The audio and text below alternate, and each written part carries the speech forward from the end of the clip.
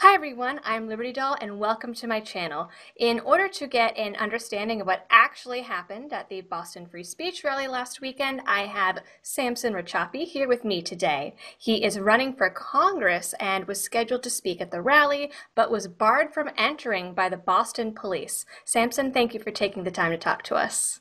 I am very happy to be speaking with you today, actually. Any chance that I have to get the story out to any media at this point, because it's not being covered. I don't know if you've noticed. Noticed Um, I've only seen really Red Alert, like one article on Red Alert and Turtle Boy Sports, basically covering Boy, it. the Daily Caller. If you go, I don't like to plug any media sources, but I've been noticing the type of stories coming out of the Daily Caller. hmm They're going after the story a little bit. They're beating around the bush with it, but I've been seeing some good stories coming out of them. Oh, good. That's Um, good to but know. I am terribly, I loathe some of the media at this point. Not of course not like YouTube type media hmm and Oh, like thank you. street media, unmediated stuff. So before we get into the events leading up to the rally and the rally itself, because I'm sure you have plenty to talk about there, can you give us a little introduction, maybe tell us a little bit about yourself and your campaign and what you're running for? Okay, so my name is Samson Racioppi. I live in Salisbury, Massachusetts. I grew up in this area my whole life. I'm now 35 years old. I just recently started college in 2014. So I started college, what was I, 20, 32, 33 at that hmm time. And I didn't know what to study. And I knew I was interested in philosophy, right? I've always been interested in philosophy. hmm So that's what originally went with the intent of doing. And then I discovered this college called Hillsdale out in Michigan. Okay. And a lot of people have never heard of it. I hadn't have heard of it at the time, but they take no federal money whatsoever. They're completely privately financed by donors, okay? And if you're a veteran, if you're an honorably discharged veteran, they'll give you a 100% free ride scholarship to this place. Right now, I just got accepted to Suffolk University in Boston. They have a very unique program there called Philosophy, Politics, and Economics. It's all in one. It's a four-year degree. That sounds Um, I- amazing. out at Hillsdale, and this was, let me get my bearings straight as far as the time is concerned. I was there from January of 2016 to December of 2016. I got involved with a debate team. Um, I tell you, that is a rigorous academic activity that I wish I got into sooner, like actual academic debate, because I had to argue so many positions that I didn't agree with, and it made me understand the opposite side way better than I would have otherwise. But that's about really as far as I got with Hillsdale. I knew I had to come home. I had the intentions of just getting my name on the ballot as a libertarian. I identify as libertarian, right? And that's different than party, right? I'm all about values. I choose values over party every single day of the week, you know? Mhm. So I would just want to get my name on the ballot. It's 2,000 signatures, I think, in Massachusetts for a federal candidate to get on the ballot. And they recommend you get 20% extra. So I'm like 2,500 signatures throughout my district of however many people it is. I'm like, that's very achievable. And that's something that I can do as a student. Just going to school full time, I can do that. And if I can spread values of liberty in the meantime, then that's my intentions, you know? I went to a Libertarian Party meetup, and I got hooked up with some party members. And they were like, geez, if you want to run as a libertarian on the ballot, then we have some support and resources and things we can hook you up with. And they said that they're very hands off as far as how you run your campaign, right? And so I'm like, geez, if you're going to give me resources and you're going to introduce me to people and stuff like that, and I can run my campaign how I want, why would I not like take advantage of this? So it became much more serious of a campaign than I expected it, especially in light of this event. This was completely by accident, how I got involved. I could go on and on, so I figure I should let you ask questions. Well, so what made you decide to get involved with the free speech rally and how did you get involved? This is a great story. A few months ago, on my because everybody's on Facebook and I'm on Mhm. Facebook. I'm 35 years old. I don't know if I said that. I'm on Facebook all the time. I argue in anarchist debate forums. I'm all about capitalism. I believe in the free market and voluntary transactions, and I can argue for it very, very well based on how I explore what the Good. communist mindset We says. need more people to do that. So a few months ago, the free speech rally event popped up in my newsfeed, just the poster, right?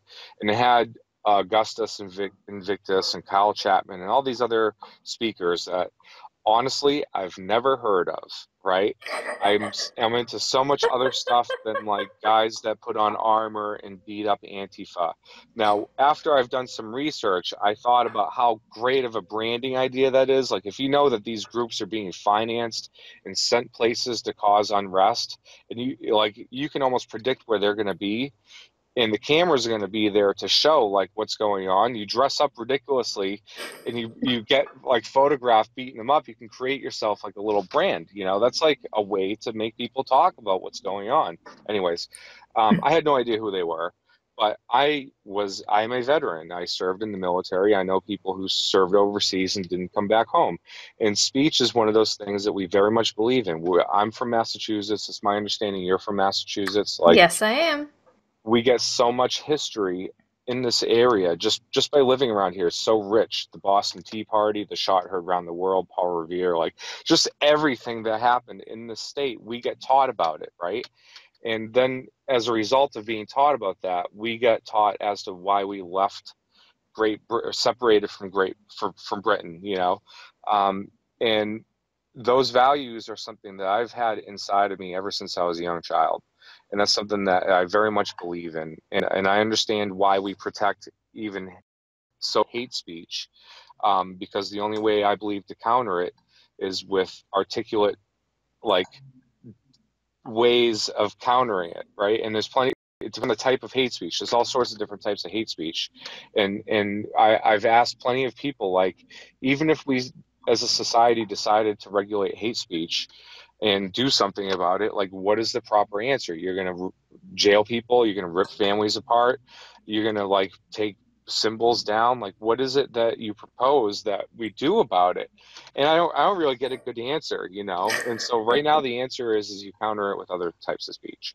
Mhm. Um, well, flash forward to that terrible, I call it a terrorist incident in Virginia. I don't what I find it very odd that there hasn't been any statements about the driver that did that rampage. They have dropped off the radar as far as any status as far as he is concerned.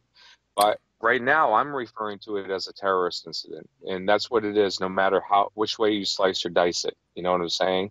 It's a Mhm. terrorist incident, and so we denounce terrorism. We denounce violence. Anytime it pops up, no matter who's initiating it, like it is to be denounced. Um, all these other events popped up in my Facebook feed, and I didn't know what they were in reference to. It was like deny the permit, fight the white supremacists, resist this, like do all these. And I'm like, if these hate groups are coming to Boston and they're showing their ridiculousness on the common, then I'm going to go and protest them myself. Not with the extreme groups. There was extreme groups and there was like decent rational groups that were talking about these white supremacists coming to Boston Common, right? And so I hit interested in all these groups because I'm like, I want to track this. I want to know what's going on. Somebody in the comment section asked the question, can somebody provide a link to what the original event is that we're protesting? And lo and behold, what popped up was that poster that I was interested in months prior. And I'm like, wait a minute, we're branding. I'm seeing all these branding about the people showing up to this rally as being white supremacists and racists and Nazis and members of the KKK. And I'm like, I will stand up and debate anybody all day long about why the merits of speech are to be protected. And I'm the type of person who's interested in this event. And I'm willing to bet that the type of other people in this rich area that want to go to see what this event's about are just like me, right? They're going to denounce racism. They're going to denounce white supremacy. They're going to denounce all these things. It's just that once I learned what was going on, I realized that wasn't true. These people are going to protest non-existent boogeyman. I started doing what the media didn't actually do. I looked at the Boston Free Speech Facebook page and I looked at the statements that were coming out of them. And they were like, we denounce hatred, we denounce prejudice, we do all they were saying unity and peace and all that good stuff. And I was like, this is really terrible how everything's being portrayed. And then I saw that some of the big speakers had pulled out. And so I contacted the organizers and I said, hey, my name is Samson Racioppi. I'm a very articulate person. I am all about speech. I want to get up on stage. I want to denounce racism. I want to denounce Nazis, white supremacists, KKK members. I want to call them out by name, and I'm going to make fun of them because that's what we do with speech when they show their faces, right? I wasn't sure if there was going to be there or not. I wasn't sure if I was going to be sharing the stage with them. But where it was a speech event, even if I was sharing the stage with some guy in a full-headed robe, head to toe in KKK, right? It's a free speech event, and I served in the military. I can hold my own. I would be more than happy with making fun of this guy to his face, right? But I really didn't think that they were going to be there. It's interesting that you took that position on it because I spoke to some of the people that were helping organize this event, and when the Boston Globe came out and called them white supremacists and said they were alt-right and tried to link them to Pizzagate, and then Marty Walsh suggested the same thing, and CBS Boston, all these people were doing it, the group actually came out and I guess they offered a speaking spot to Black Lives Matter to share the stage with them to say, hey, come share this event with us, get your message out. And they refused it, saying, well, we don't need your platform. We already have a voice. So it's interesting that you sort of took this opposite approach of like, hey, it's a speech rally. If Right. there's a white supremacist there, I'm just going to make fun of him. Well, the way I looked at it too was if they were like, we don't want you on stage, I have a bullhorn and it's very loud. I was going to go in the crowd, and I'm like, one way or the other, this is a speech league, right? And the types of things that I have to say needs to be said of these things. So if they don't want to share the stage with me, if they won't allow me my space, then I'm going to go among the crowds and I'm going to be like, this is why we protect speech, because I knew that a lot of people were going to be riled up, and I wanted to, in light of the terrorist accident, I just wanted to be like, at a time like this, we should be coming together to denounce terrorism. And I actually reached out to the organizers and I said, hey, after what happened, could we perhaps like make this be about Heather? And they actually said, we're opening with a moment of silence. We have all these like very, very virtuous speakers. I don't know if they've officially came out and have you seen the guest lineup, the final guest lineup?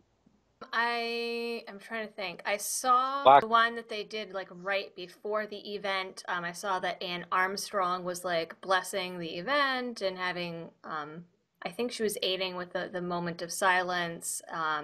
But of course, the list that I saw had speakers that didn't make it up there because it had you and it had Vermin Supreme. Well, it said it was blacked out and it said, Black. internet meme or So you something like know that. who he is. Surprise. Yeah. Yes. Okay. That morning was someone on Facebook who was like riding in on the tea with him. I'm sitting here with Vermin Supreme, and I've already been called a Nazi like 5 times. That's terrible.